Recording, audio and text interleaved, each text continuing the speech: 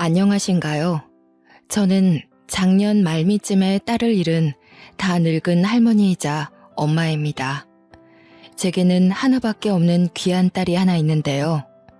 모든 엄마들이 그렇듯 제 자식도 제게 목숨보다 귀했어요. 가난한 가정 아래 임신을 미루고 미루다가 힘들게 찾아온 아이였거든요. 제 나이 40살에 찾아온 소중한 생명이었고 저희 가정의 기쁨이었죠. 저와 남편에게 하염없는 사랑과 마음을 베풀던 고운 아이를 잃은 지가 11개월 정도 됩니다.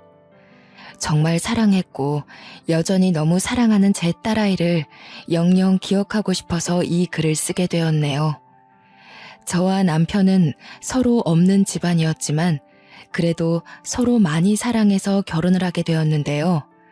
같이 힘 보태서 살아가면 언젠가는 가난에서 벗어날 거라고, 사랑하는 사람과 함께라면 이 정도의 가난은 금방 이겨낼 수 있을 거라고, 막연하게 그런 순수한 생각을 하면서 시작한 결혼 생활이었습니다.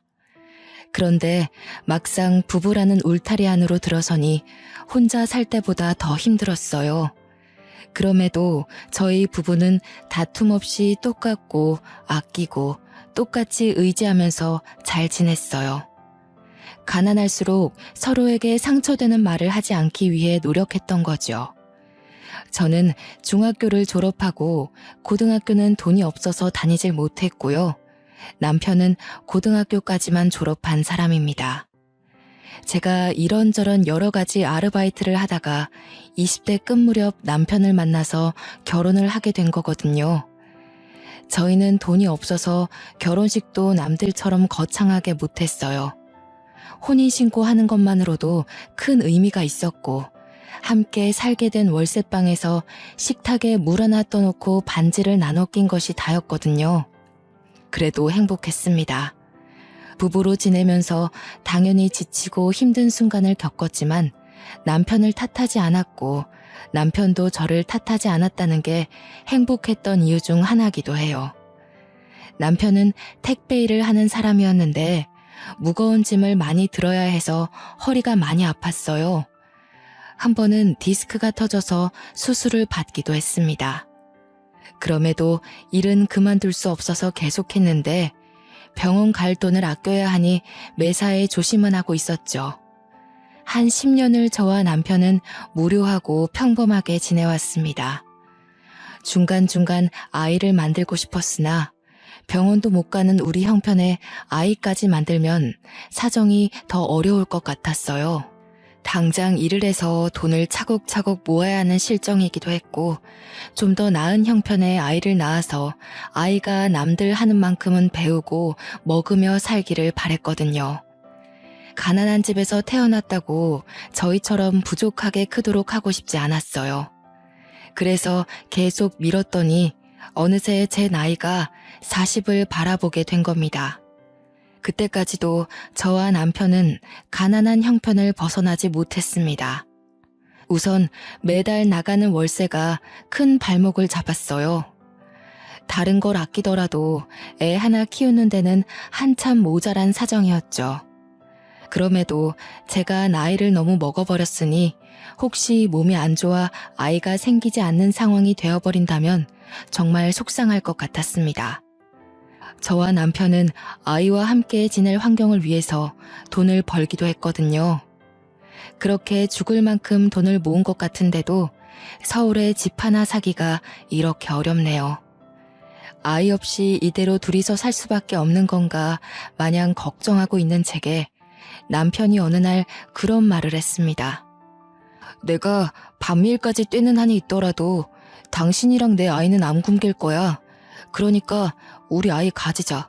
나 당신이랑 똑 닮은 딸아이 갖고 싶어. 와, 생각만 해도 일하는데 의지가 솟고 힘이 나네. 무리하다가 건강해치면 어쩌려고. 나도 아이가 무척 갖고 싶지만 혹시나 준비되지 않은 우리 형편 때문에 아이가 마음을 다칠까봐 걱정돼. 내가 그렇게 안 둬. 그리고 당신 꼭 아이 낳고 싶어 했잖아.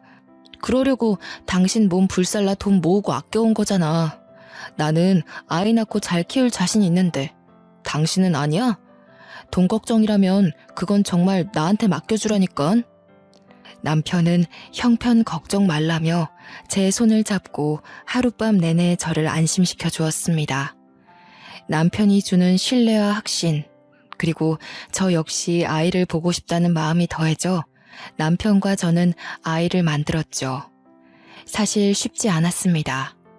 2년간 여러 번의 실패를 겪고 결국 나이 40을 맞이했을 때 제 딸이 찾아왔거든요. 남편이 제 몸을 생각해서 나이 40이 되면 아이는 포기하자고 했었는데 제가 고집부려서 노력한 결과였습니다. 저와 남편은 처음 딸아이를 품에 안은 그 순간을 아직도 잊지 못하고 있어요. 정말 뽀얗고 예쁜 딸아이였거든요. 간호사들도 우리 딸 예쁘다고 막 칭찬을 하는데 그 순간이 제 인생에서 가장 행복한 순간입니다. 이름은 고은이로 지었어요. 간호사들이 계속 곱다고 칭찬을 많이 해줘서 그 자리에서 짓게 된 이름이었죠. 제 딸은 시들어가던 저와 남편의 일상에 피로회복제와 같았습니다. 자식이 있다는 것 하나만으로도 가슴 뛰는 하루를 보낼 수 있다는 게 너무 행복하더군요. 지쳐서 쓰러지는 날이 많던 남편도 피곤함을 무릅쓰고 자기 전에 딸을 그렇게 안고 있다가 잠들었어요. 저희는 하나 있는 딸을 정말 애지중지 키웠습니다. 제 딸은 아기 때부터 성향이 얌전하고 차분한 아이였는데요. 어떻게 그리 말썽 한번 안 피우고 자랄 수 있는 건지. 어쩔 땐 저와 남편은 혹시 아이에게 문제가 있는 건 아닌가 고민도 했었다니까요. 특히 딸은 학교 생활을 굉장히 착실하게 잘 임했어요. 다른 집 자식들은 사춘기면 부모랑 말도 잘 안 섞는다는데 우리 딸은 집에만 오면 조잘조잘 있었던 얘기를 잘 떠들었어요. 친구들과 놀았던 이야기, 수업 시간 어려웠던 과목, 선생님 말씀 등등 끊임없이 이야기 보따리가 새어나왔죠. 식사 자리에서 딸 얘기를 들으면서 밥을 먹으면 저와 남편은 그보다 즐거운 게 없었습니다. 딸이 그만큼 건강하게 커가고 있는 무렵 혼자 밤낮으로 일하는 남편 건강이 걱정되기 시작했어요. 저도 이제 일을 찾아야 했죠. 딸 초등학교만 졸업하면 일을 구하려고 했는데 남편이 중학교까지는 아직 한참 어린 아이라며 고등학생 되면 생각하라길래 더 미루고 있었거든요. 그런데 그렇잖아도 안 좋은 남편 허리가 갈수록 망가지는 게 보여서 더는 안 되겠더라고요. 아니나 다를까 남편은 몇 달 후 명예퇴직을 당했어요. 미안해 여보. 일할 수 있을 때까지 했어야 하는 건데. 그래도 걱정 마. 내가 얼른 다른 일 찾아볼게. 당신이랑 내 딸 굶기는 일 없게 한다고 했잖아. 미안할 게 뭐 있어. 너무 고생했어. 당신은 우리 가족을 위해서 해줄 수 있는 만큼 다 해줬어. 그러니까 더 이상 혼자서는 책임 느끼지 마. 나 당신이랑 함께 살아가려고 결혼한 거지 당신한테 내 인생 맡기기만 하려고 결혼한 거 아니야. 남편과 저는 한날 밤 딸아이가 듣지 않을 정도로 대화를 나누며 한참 서로를 위로해 주었습니다. 그리고 다음 날부터 함께 머리 맞대고 경제 생활에 대해 고민하기 시작했죠. 저는 아르바이트 경력은 많지만 이걸로 직장을 구할 수 있는 스펙은 안 되고 또 나이가 40인지라 어디 써줄 데도 없을 거 아닙니까? 남편도 나이가 있어서 어디 신입으로 들어가기도 애매하고요. 또 일을 찾기에는 아직 딸이 학생이기 때문에 오랫동안 벌이를 손 놓고 있을 수 없는 지경이었어요. 상황이 급했다는 거지요.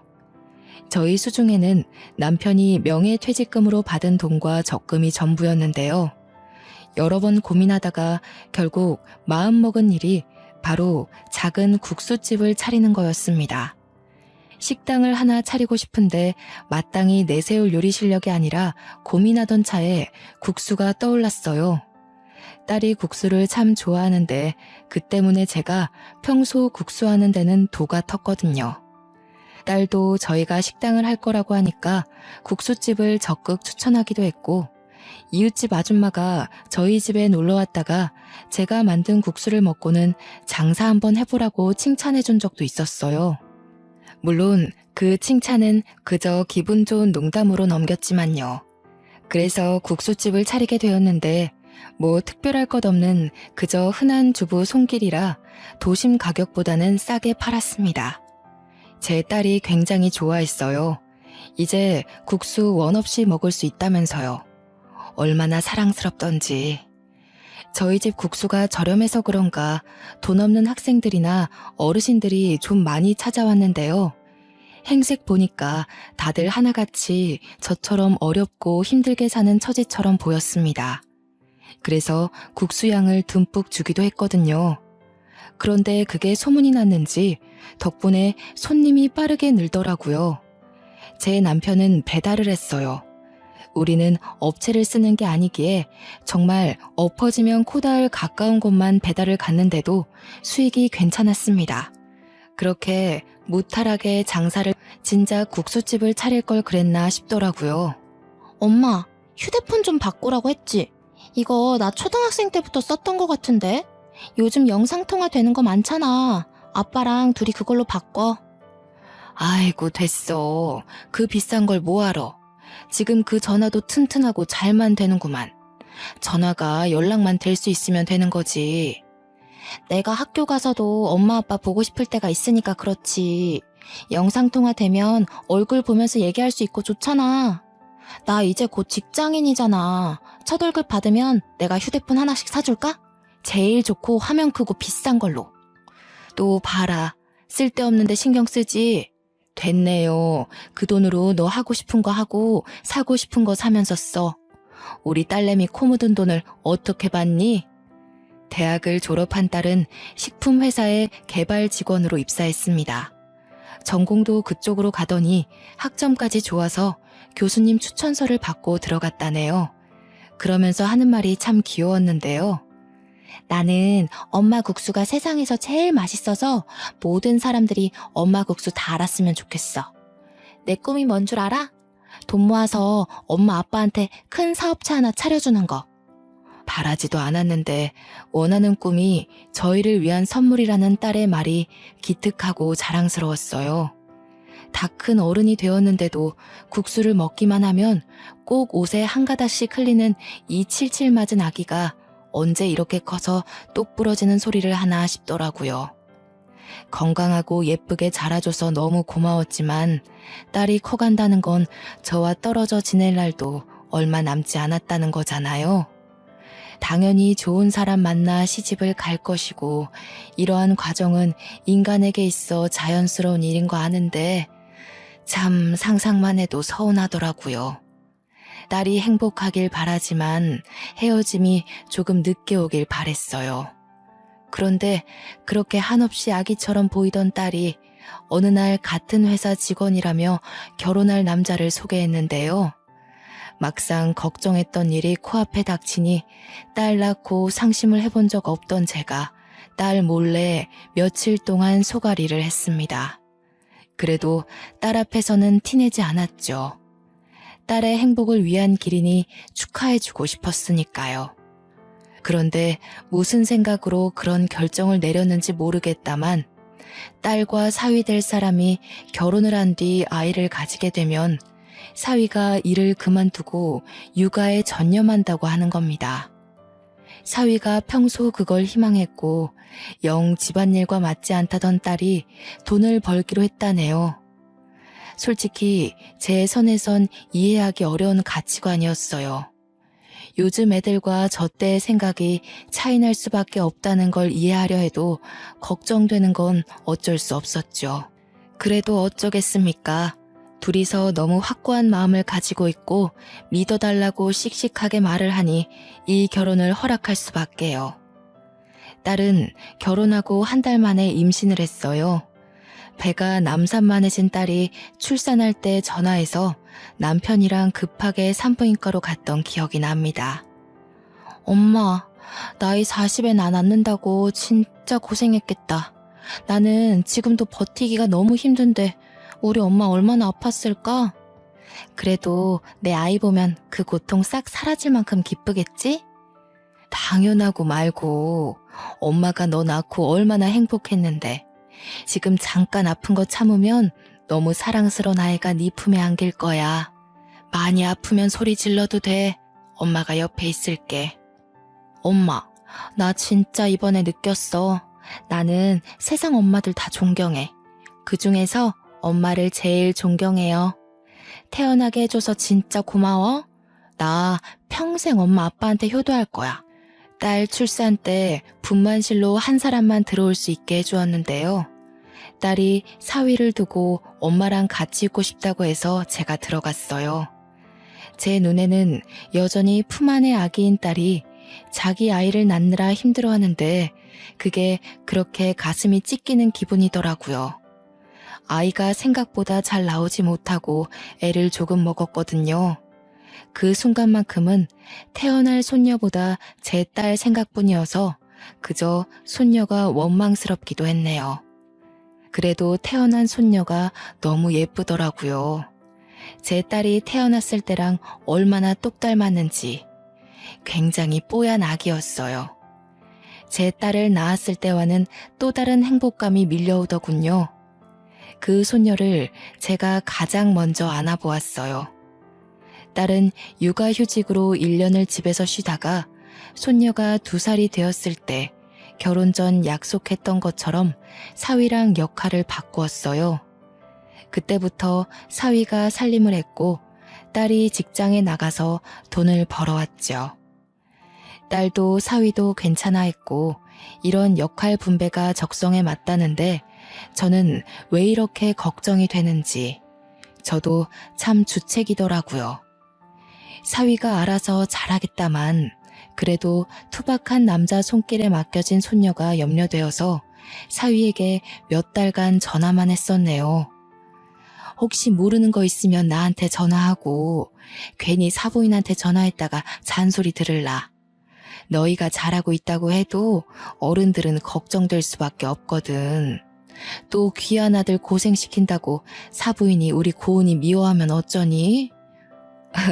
아닙니다. 장모님, 저희 어머니께서 고은이 엄청 좋아하세요. 여자가 야무지고 강단 있다고 고은이 때문에 저희 집이 잘 돌아간다고 했는걸요. 저보고 매일 고은이한테 엎드려 절하래요. 사위 인상이 참 좋다고 생각은 했었는데 시간 지나고 보니 인품도 참 훌륭하더라고요. 사돈댁 아량이 워낙 넓어서 사위까지도 올곧게 자랐나 보다 그런 생각이 들었죠. 또 사위는 반찬까지 훌륭하게 만들어낼 정도로 완벽하게 집안일을 하고 있었는데요. 한번 딸의 집에 놀러 갔다가 사위가 만든 음식을 대접받고서 아주 깜짝 놀랐답니다. 이게 정말 강서방이 다 준비했다는 말이니? 내가 살면서 보도 못한 음식들이 한상이네. 이게 무슨 일이라니? 사부인 솜씨가 좋아서 배운 건가? 가정집에서 이런 요리를 먹게 될 줄은 몰랐네. 엄마, 말도 마. 이 사람이 고등학생 때부터 요리를 해서 시부모님 밥상을 차려주고 그랬대. 대박이지 않아? 집안일을 얼마나 잘하는지 전생에 현모양처 아니었나 모르겠어. 맞아요. 나는 할머니 국수 다음으로 아빠 음식이 제일 맛있어. 아빠, 오늘 저녁은 뭐 차려줄 거야? 나 파스타 먹고 싶은데. 딸 말대로 사위는 그야말로 집안 살림살이를 완벽하게 해내고 있더라고요. 그렇다고 육아일을 소홀히 하는 것도 아니었습니다. 초등학생 아이가 먹을 음식까지 따로 해내는 유능함까지 보였어요. 저와 남편이 사위의 살림 실력에 얼마나 놀랐는지 한참 웃었답니다. 어쩌면 저보다 더 꼼꼼하고 자부할 수 있었어요. 우리 사위가 이런 사람이다 하고 동네방네 자랑하고 싶기도 했고요. 그동안 제가 걱정했던 게 민망하고 미안할 정도였다는 거죠. 저는 그 후로 사위에 대한 근심을 완전 끊어버렸습니다. 세월이 참 빠른 게 서로 정신없이 살고 각자의 생활에 적응하다 보니 어느새 딸이 낳은 손녀가 벌써 중학생이 된 겁니다. 그때까지도 딸 부부는 문제없이 참 행복하고 단란하게 잘 살았어요. 외조, 내조 각자 임무에 충실하다 보니 잘 살 수밖에 없었겠죠. 딸 사정이 경제적으로 많이 안정된 터라 저는 딸에게 은근슬쩍 둘째 손주를 묻기도 했는데요. 보영이가 나중에 크면 혼자 쓸쓸하지 않겠어? 동생 하나 만들어주지 그래. 아직 둘째 생각은 없는 거야? 나이 들면 갖고 싶어도 몸이 안 따라줘. 나는 보영이 하나로 만족해. 나도 외동이잖아. 그래서 엄마 아빠한테 그만큼의 사랑을 받을 수 있었다고 보거든. 내가 받은 사랑의 크기를 보영이도 느끼게 해주고 싶어. 난 엄마 아빠가 나만 봐줘서 너무 행복했거든. 딸은 나이가 들어도 부모 눈엔 한참 아기라는 걸 이럴 때 또 느꼈네요. 저는 한때 남편과 제 마음이 딸에게 전해지지 않으면 어쩌나 걱정하기도 했는데 다행히도 딸은 우리의 사랑을 알아줬나 봅니다. 참, 손녀 보영이가 정말 제 딸의 마음씨를 쏙 빼닮았더군요. 중학생이라 한참 사춘기일 텐데도 일주일에 한 번씩이나 이 낡은 국수집에 와서 얼굴을 비춰줬습니다. 엄마가 할머니 국수 엄청 자랑하더라고요. 근데 자랑할 만했다. 너무 맛있어요. 저 다음 주에 친구 데려와도 돼요? 제가 친구들한테 우리 할머니 국수 엄청 맛있다고 하니까 친구들도 먹고 싶대요. 어머 정말? 친구들 많이 데리고 와. 할머니가 국수 공짜로 해줄게. 우리 손녀 친구들은 얼마나 착하고 예쁜지 보고 싶네. 학교 생활 어떻게 하는지도 좀 들어보고. 손녀를 보면 꼭 예전에 밥도 안 먹고 국수만 먹으려고 하던 제 딸을 보는 것 같아서 기분이 좋았어요. 까르르 거리는 손녀의 웃음 덕분에 바쁜 장사에도 얼마나 힘이 솟는지 모릅니다. 가난으로 허덕이며 그저 행복만을 쫓아 살던 저와 남편은 딸 고은이를 낳고부터 이렇게 정말 소중한 나날들만 이어지고 있었어요. 남편과 둘이 장사를 마무리하고 집에 누워 눈 감기 전에 늘 행복에 겨워 죽겠다는 말을 많이 했던 것 같아요. 그런데 왜 그런 말 있잖아요. 행복이 클수록 그만큼 큰 불행이 찾아올지 모른다는 말이요. 저는 가족이 있기 때문에 살면서 그 어떤 고난도 고난이라 생각지 않고 넘길 만한 힘이 있었어요. 허나 그날 저녁 사위에게 온 연락은 제가 쌓아온 모든 인생을 한순간에 무너뜨려 버렸어요. 장모님, 늦은 시간에 연락드려서 죄송해요. 급한 일이라. 여기 집 옆에 대학병원인데요. 지금 바로 와주실 수 있으세요?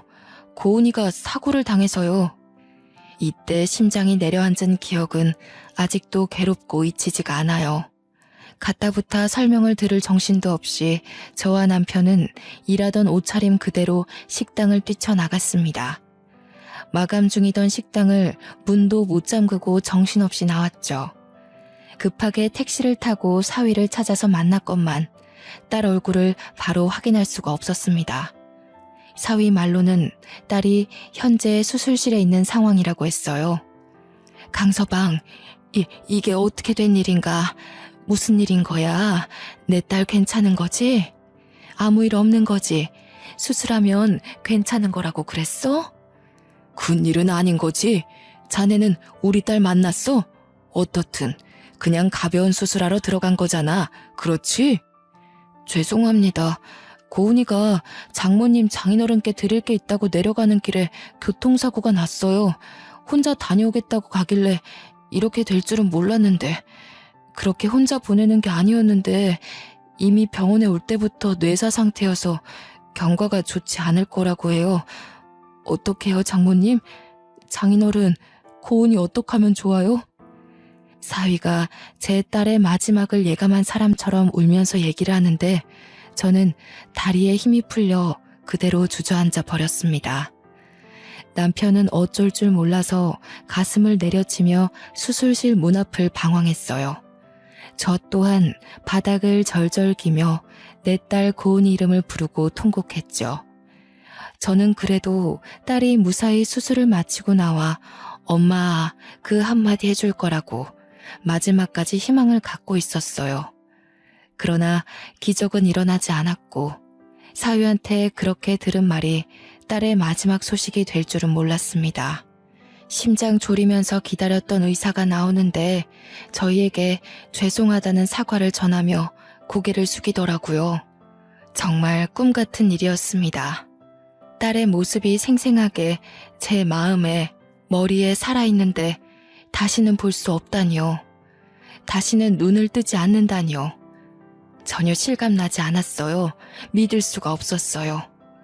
그때 뒤에 나온 간호사 한 분이 딸 사고 현장에서 발견된 거라며 제게 물건 하나를 건네줬는데요.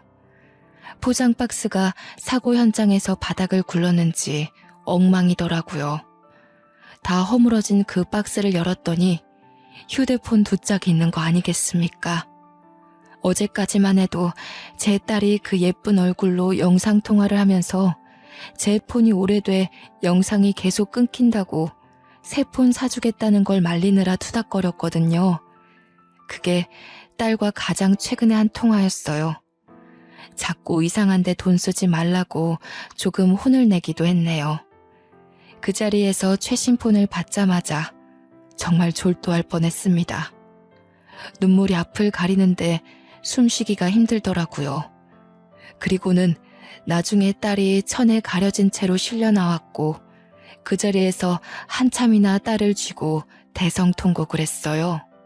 천을 걷어내 곤히 자고 있는 딸을 보듬어 안으며 손을 주무르며 그렇게 몇 분 동안 딸 이름을 부르며 울부짖었습니다.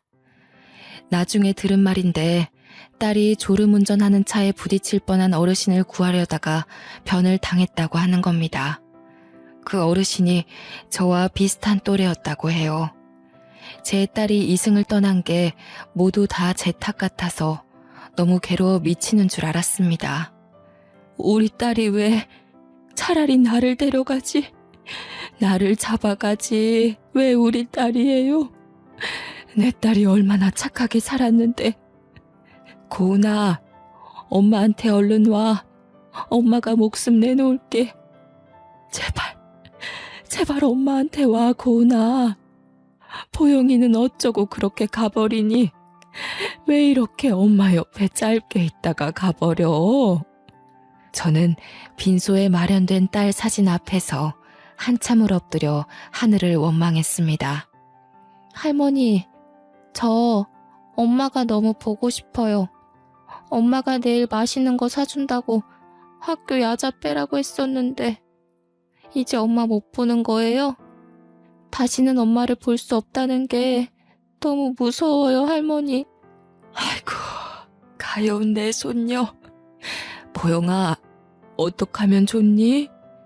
이렇게 어린 것들 두고 어떻게 엄마가 갈 수 있다니? 할머니가 미안하다. 네 엄마 지켜주지 못해서 미안해. 어린 나이에 엄마를 잃은 손녀를 부둥켜 안고서 딸 이름을 얼마나 불렀는지 몰라요. 그렇게 3일을 눈물로 보내고 마지막으로 납골당 안치까지 정리했는데 도무지 그 앞에서 발걸음이 안 떨어지는 겁니다. 그 당시 저는 아직 우리 딸과 안녕할 준비가 안 되었고 하룻밤 지나면 이 모든 게 꿈일 것만 같았습니다. 딸한테 전화와서 또 휴대폰으로 잔소리 들을 것만 같은데 바로 내일 다시 볼 수 있을 것만 같은데 인사를 해야 한다뇨. 아직 내 품에 안았던 그 어린 아기의 온기를 여전히 기억하고 있는데 보내주라니요. 저는 납골당 앞에서 정신을 잃을 정도로 또 눈물을 흘렸고 사위가 저를 부축해줘서 겨우 납골당을 벗어날 수 있었습니다. 사위는 저와 남편을 국수집 앞까지 차로 태워다 줬어요.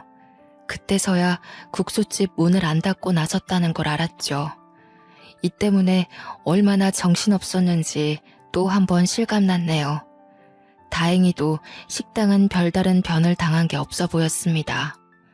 손님들이 카운터 앞에 놓인 수첩에다가 몇 자의 걱정하는 메모를 적은 것만 있었어요. 사위와 남편이 가게를 정리하는 동안 저는 테이블 앞에 주저앉아 딸이 준 휴대폰만 쥐며 또 한참을 울었는데요. 앞으로 살아갈 날이 너무 무섭더라고요. 과연 내가 내 딸 없는 세상에서 살아갈 수 있을까? 고은이 없이 웃을 수 있을까? 내 딸의 따뜻한 품, 다정한 눈빛, 함께한 세월을 가슴속에 묻을 수 있을까? 너무 자신이 없어서 한없이 무너져만 갔죠. 일어서고 싶은 마음도 없었어요. 그래서 그 뒤로 가게 문 앞에 사정을 설명하고 당분간 일을 나가지 않았습니다. 이 식당을 차리게 해주고 마음먹게 힘을 준 딸이 이 세상에 없는데 제가 일할 의지가 어디 있겠습니까? 아무것도 할 의욕이 없어서 집에서만 그렇게 시름시름 앓는 걸 어느 날 사위가 집으로 오라고 연락이 왔더라고요. 딸의 짐을 정리하기도 해야 해서 저와 남편은 마음을 추스르다 말고 딸 집에 올라가게 되었습니다.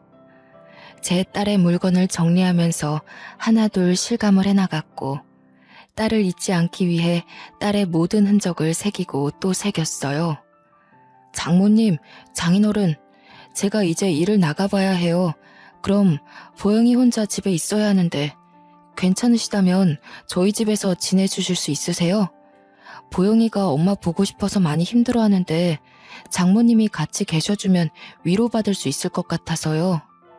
그래, 보영이가 많이 힘들어하지? 그 어린 것이 엄마를 잃었는데 얼마나 가슴이 아플고. 나도 고은이 아빠랑 둘이 있는 것보단 보영이랑 같이 있는 게 나을 것 같네. 강서방은 신경 쓰지 말고 바깥일 봐. 그런데 나이가 차서 어디 일 구할 데가 있으려나 모르겠네. 최대한 알아봐야죠. 그렇잖아도 결혼하기 전에 일했던 선배한테 연락을 해봤거든요. 전문직은 아니고 11개월 계약인데 급한 대로 그것부터 시작해볼까 해요. 자네도 마음 추스를 시간이 필요할 텐데 강서방도 강서방대로 많이 힘들 거 아니야. 우리 고은이가 그렇게 가버려서 자네도 얼마나 속이 썩어 있겠어. 장모님, 장인어른 앞에서 철부지처럼 보이기 싫은데 솔직히요, 고은이가 너무 보고 싶어요. 장모님, 제가 고은이 없이 살아갈 수 있을까요? 벌써 너무 힘든데 버틸 수 있을까요? 당장이라도 고은이 보고 싶은 마음에 무너질 것 같아서 정말 힘이 드네요. 자네가 참 고은이를 아껴줬는데 내 딸도 자네 마음 다 알고 있을 거야. 우리 강서방 불쌍해서 어쩌노. 이 젊은 사람 딱해서 어쩐다니. 사위는 장례식 내내 주변 상황과 장례 절차를 챙긴다고 슬퍼할 여유도 없었습니다. 또 저와 남편을 보필한다고 마음 놓고 울지도 못했겠죠. 그런 사위가 제 앞에서 어린아이처럼 서럽게 울기 시작하는데 그 모습이 너무 가여웠어요. 저는 또 한참을 사위와 부둥켜 안고 눈물을 흘렸네요. 저와 남편은 딸 집에서 한동안 사위 손녀와 같이 지냈어요. 사위는 고등학생 손녀를 키워야 하기 때문에 직장을 다니기 시작했고 손녀도 저를 할머니 이상 엄마로 생각하며 슬픔을 극복해 나갔어요. 저희가 딸 없이 이렇게 지낸 지 7개월 정도가 지났을 때였습니다. 저는 손녀가 하교하면 먹을 국수를 끓이고 있었고 남편이 집안 청소를 하고 있는데 누가 집에 초인종을 누르는 겁니다. 그 시간에 올 사람이 없었거든요. 사위도 손녀도 오려면 3-4시간은 더 있어야 했고요. 그리고 보통 자기 집에 오는데 초인종을 누르지는 않잖아요. 인터폰을 확인하고 문을 열었는데 웬 곱상한 아주머니 한 명과 정장 입은 남자가 서 있었어요. 누구세요? 하고 물었더니 저와 또래 같던 그 아주머니가 제 딸 이름을 말하는 겁니다. 그때 왠지 모르게 심장이 철렁 내려앉더군요. 예, 제가 고은이 엄마 되는 사람입니다. 제 딸이 김고은 맞는데 누구시죠? 집은 어떻게 하시고 찾아오신 건지. 아이고, 정말 오래 찾았습니다. 사장님께서 본래 계시던 곳이 국수가게 맞지요? 따님에 대해 드릴 말씀이 있어서 정말 방방곡곡을 뒤졌어요. 누군지 모를 그 아주머니가 우리 딸에 대해 잘 알고 있는 것 같아서 일단은 집에 들였습니다. 차 한 잔 대접해주고 남편과 함께 앉아서 대화를 나누기 시작했는데요. 저는 또다시 울음을 터뜨릴 수밖에 없었고 기절초풍할 뻔했죠. 다름 아닌 이 아주머니가 제 딸이 구해주다 희생을 하게 된 그 어르신이라는 겁니다. 아가씨랑 정말 짧은 만남이었지만 저는 소중한 인연으로 생각하고 있어요. 제가 당시 집안의 문제 때문에 가출을 했었는데 수중에 돈이 없었거든요. 근데 사장님 따님께서 20만 원의 택시비를 쥐어주더라고요. 제 딸이요? 아이고, 이런 인연이 있다뇨. 우리 아이가 마음이 좋다 보니 모른 체 하지 못했나 봅니다. 어릴 때부터 남을 위하는 마음이 큰 아이였거든요. 네, 정말로 마음씨 좋은 아가씨였죠. 그래서 제가 잊지 못하고 그 아가씨를 찾고 싶었던 거예요. 그렇게 찾던 중에 안타까운 소식을 들어버렸네요. 부디 다시 만날 수 있길 바랬는데. 아주머니 말로는 자식이 한 식품 기업의 첫째 며느리인데 거기 회장이 죽기 전 집안의 재산 문제 때문에 버선발로 내쫓겼고 돈 없이 내쫓기는 바람에 이틀 동안 먹지도 못하고 굶으면서 거리를 걸어 다녔다더군요. 그걸 딸이 제 집으로 휴대폰을 갖다 주러 내려오다가 발견했고 태워드리고 싶으나 가는 길이 너무 급해서 20만 원의 돈을 쥐어준 거라고 합니다. 그런데 하필 그 순간 감기약으로 졸음운전한 차가 돌진했다는 거죠. 제 딸이 이 아주머니를 밀어내고 자기가 사고를 당한 거라네요. 아주머니는 당시 바로 119에 신고를 했으나 제 딸을 따라오지는 못했대요. 사고는 정말 가슴 아팠지만 아주머니는 딸이 준 20만 원으로 용기를 얻어 재산 다툼에서 이겼고 반드시 제 딸의 흔적을 찾아 꼭 보답하겠다고 전국을 뒤졌던 거랍니다. 사장님께서 괜찮으시다면 저도 아가씨의 기일을 챙기고 싶습니다. 부담 가지지 마시고 허락해 주세요. 저 또한 아가씨에게 은혜를 입은 사람이 아닙니까? 이 늙은 사람이 어린 영혼을 대신 희생하게 해서 미안하다고 꼭 사죄를 드리고 싶어요. 그런 말씀 마세요. 제 딸은 분명 그런 일이 생긴다면 자기 죽을 줄 알더라도 또 뛰어들었을 겁니다. 제 딸이 그런 아이예요. 그래도 고맙습니다. 제 목숨줄 끊길 때까지 제 딸이 어떻게 세상을 뜨게 됐는지도 모르고 죽는 줄 알았는데 이제야 마음이 놓이네요. 제 딸을 온전히 보내줄 수 있을 것 같아요. 정말 죄송합니다. 사장님, 제가 고개를 들 면목이 없습니다. 그 아까운 젊은 사람을 이렇게 허망하게 가도록 만들고 아가씨 가족들에게 씻을 수 없는 상처를 안겨줬습니다. 너무 죄송합니다, 사장님. 딸이 구해줬다는 아주머니와 대화를 하니 마치 딸이 곁에 있는 기분이 들어서 또 너무 그립더군요. 아주머니도 결국 눈물을 보이셨어요. 진심으로 고개를 숙이면서 사과를 하는데 저는 그러지 말라고 말리면서도 정작 울음을 멈출 수가 없더라고요. 남편이 곁에서 제가 진정할 수 있도록 다독여주느라 애썼을 겁니다. 아주머니도 제가 안정을 찾을 때까지 기다려주면서 마음으로 같이 우리 딸을 그렸어요. 감히 보상으로 사장님 두 분의 마음을 달래드릴 수 없다는 거 압니다. 하지만 꼭 해드리고 싶어요. 그게 그 어여쁜 아가씨에 대한 저의 예의고 저 또한 그 좋은 아가씨가 그렇게 떠난 것이 무척 죄스럽고 보고 싶거든요. 제 제안 받아주시겠습니까? 꼭 부탁드려요. 아주머니가 제안한 보상은 다름 아닌 꽤 규모가 있는 식품 사업체 사장 자리였습니다. 깜짝 놀랐어요. 저는 그저 낡은 국수집 하는 평범한 주부일 뿐인데 그런 큰 기업의 사장이라니 말도 안 된다고 생각했죠. 그런데 아주머니의 생각은 확고하더라고요.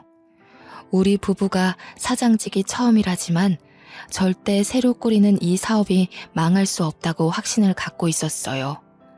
알고 보니 아주머니께서 회사 경영 때문에 여기저기 식당을 방문한 적이 있었는데 그중 우리 국수집도 있었다는 거예요. 저는 두 분의 레시피이면 국수계의 역사를 쓸 수 있다고도 봐요. 제가 그렇게 만들어 드릴 겁니다. 사실상 두 분이 걸어 다니는 레시피잖아요. 제가 언제 한번 명함을 드린 적이 있는데 혹시 기억나실지 모르겠어요. 명함이라. 그러고 보니 저희 국수집과 어울리지 않는 느낌의 고상한 아줌마가 한 번 방문한 적이 있던 것 같았어요. 명함 얘기를 하니까 생각나더라고요. 그때 그 아줌마가 저희 국수 맛있다고 이 레시피를 더 키워보고 싶은데 생각 있으면 전화를 달라고 하면서 명함을 주었거든요. 당연히 저희는 큰 장사에는 관심이 없어서 연락을 안 했었어요. 그런데 그때 그분이 눈앞에 이분이라는 게 믿기지 않아서 잠깐 놀라 있었죠. 저도 아가씨의 흔적을 찾다가 알게 된 사실이에요. 아가씨 부모님이 제가 꽂혔던 국수집 사장님이라는 게 많이 놀라웠거든요. 이게 다 아가씨가 이어준 인연인가 봅니다. 아주머니는 말로는 저희 국수집을 처음 방문했을 때부터 사업 계획서를 짜놨다고 하는 겁니다. 대충 설명을 해주길 본점을 시작으로 차차 전국의 사업체를 확장시켜 나가고 싶다고 했어요. 어떻게 이런 인연이 있을 수 있는 걸까요? 아주머니가 하는 말을 듣는데 문득 제 딸이 우리한테 큰 사업체 차려주는 게 꿈이라며 자랑스럽게 얘기하던 모습이 떠오르더군요. 정말로 죽은 딸이 마지막으로 저희를 위해서 주는 선물일까요? 죽어서도 이 못난 엄마 아빠를 지켜봐주고 챙겨주고 있는 걸까요? 마치 딸의 효심이 하늘에서도 전해 내려진 것 같았어요. 그렇잖아도 다 늙은 사람 둘이서 언제까지 사위한테 기댈 수 없는 노릇이고 또 사위도 다 늙은 나이에 신입으로 들어간 거라 연봉이 낮아서 문제였는데 일자리가 필요하긴 했거든요. 아무래도 딸의 선물이 맞나 봅니다. 식구들이 어렵게 지내는 걸 지켜보고서 또 자기 몸 불살라 우리를 살려주는구나 생각이 되었어요. 너무 과분하지만 저는 아주머니 제안을 받았습니다. 남편도 저와 같은 생각을 했는지 고은이가 우리한테 마지막까지 효도를 하고 가네라며 눈물로 아주머니 제안을 감사히 받더군요. 덕분에 저희 부부도 사위랑 손녀도 경제적인 걱정은 없어졌어요. 경제가 안정이 되니까 모두 마음의 여유가 생기더라고요. 사위는 저희가 받은 식품기업에서 부사장 자리를 맡고 있는데요. 그 아주머니께서 사람을 보내주는 덕에 친절하게 교육을 받고 있답니다. 저랑 남편은 이렇게 큰 사장 자리가 처음이라 실수가 많았지만 그래도 딸이 준 마음이라고 생각하여 열심히 익히며 배우고자 노력하는 중이에요. 지금은 수도권 쪽에 사업체 몇 군데가 확장되었고요. 한동안 사업 경영을 익히느라 정신없이 세월을 보냈다 보니 어느새 딸 기일이 다가왔더라고요. 이 사연을 쓰게 된 것도 내일이 1년 만에 찾아온 딸의 첫 기일인데 오랜만에 딸과의 지난 날을 추억해보고자 또 딸과의 세월을 기억하고자 시작한 일이었습니다. 청승맞게도 쓰면서 또 울기만 했네요. 키보드를 몇 번이나 닦았는지 모릅니다. 그래도 딸 생각하며 손녀를 돌보고 있다 보니 손녀를 통해 제 마음을 많이 위안받고 있어요. 제 딸이 자기와 똑 닮은 손녀를 낳아준 게 얼마나 고마운지 몰라요. 내일 기일에는 시댁 식구까지 함께 딸을 보러 가기로 했답니다. 저희는 손녀를 위해 아직 사위네 집에 함께 살고 있는데요. 시댁 식구들이 일찍 집에 방문한다고 해서 그만 컴퓨터를 끄고 자야 될 것 같아요. 마지막으로 하늘에 있는 딸에게 제 마음이 전해지길 바라며 몇 마디 남겨보고 싶네요. 사랑하는 내 딸 고은아, 엄마는 아직도 내 딸이랑 함께한 시간을 마음속에 고이 품고 있어. 착한 우리 딸. 위에서도 엄마 아빠 걱정으로 두 발 뻗고 못 자는 건 아닌지 몰라. 엄마랑 아빠는 네 남편이랑 사랑스러운 손녀와 같이 잘 지내고 있으니까 우리 걱정 그만하고 하늘에서만큼은 정말 네가 원하는 것만 하고 지냈으면 좋겠다. 짧은 시간이었지만 엄마 아빠의 딸로 와줘서 너무 고마웠고 평생 사랑할게. 엄마 아빠는 우리 고은이랑 함께 지낸 순간이 전부 소중하고 행복했어. 또 볼 수 있었으면 좋겠다. 다음에도 꼭 엄마 아빠 딸로 와줘야 한다. 너무 고마워. 고은이 덕분에 우리 모두 웃으면서 살았어. 보고 싶다, 우리 딸. 안아주고 싶어. 내 딸아, 내일 엄마가 식구들 데리고 찾아갈게. 예쁜 우리 딸, 오늘 잘 자고 내일 보자. 아이고, 제가 또 눈물이 나서 안 되겠네요. 제 사연은 그만 여기서 마무리하도록 하겠습니다. 모두들 평안하시길 기도하겠습니다. 감사합니다.